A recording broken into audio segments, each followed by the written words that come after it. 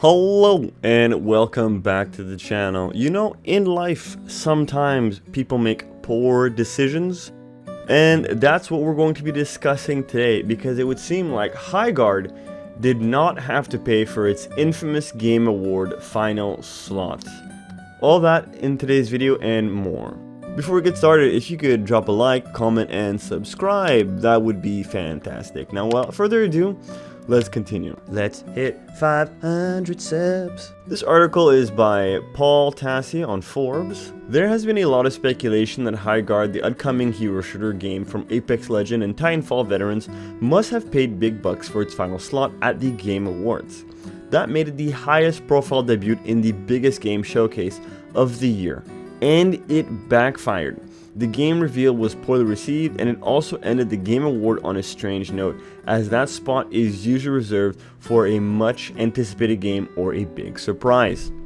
Now, I was just as surprised as everyone during the Game Awards to see that Highguard was the last trailer of the evening. And especially the way they brought it up, that people that had worked on Titanfall before are working on this game now, and for us just to see that it's just another run-of-the-mill slop hero shooter is honestly very sad. Now, I will say one thing, however. I think the character design for Highguard is at least marginally better than that of Concord. If Concord is a 2 or a 3 for character design, I would say Concord is a 4 and possibly even a 5. And I honestly feel like Highguard, they set themselves up for failure by being in the last spot. Now, 2 separate sources have told me that Highguard did not have to pay for that hugely coveted spot at all. Reportedly, showrunner Geoff Keighley just really liked the game and offered it to them. There is speculation that another game may have dropped out of the spot, opening it up, but I can't confirm that. The revelation that Highguard didn't need to pay for the spot was previously reported by Imran Khan, which I can now corroborate.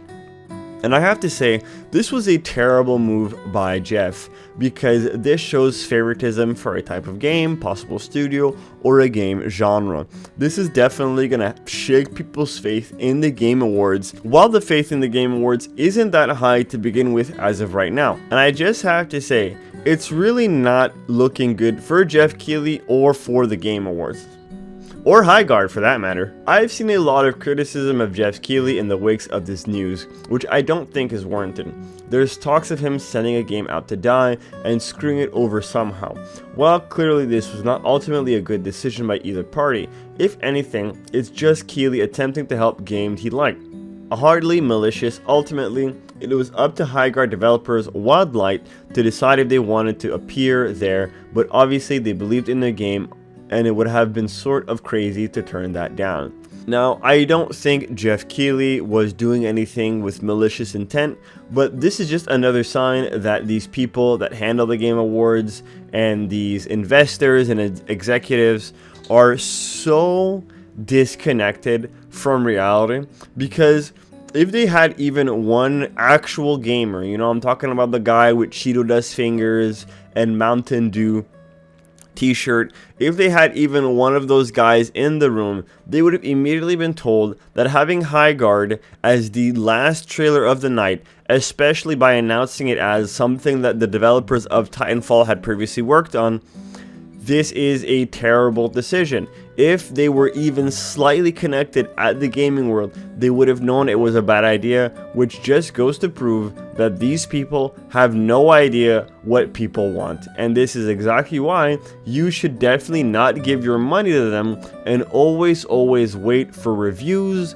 Go into indie games. You should not be shilling your cash out to these AAA games, because they're putting in low effort games and they're hoping to reap high rewards, and that needs to stop today. Highguard announced a January 26, 2026 release date, now just over a week away, and it has not done any additional marketing whatsoever, not even a tweet. I've recently been made aware of a recent major preview event for the game, and coverage of it will no doubt begin next week.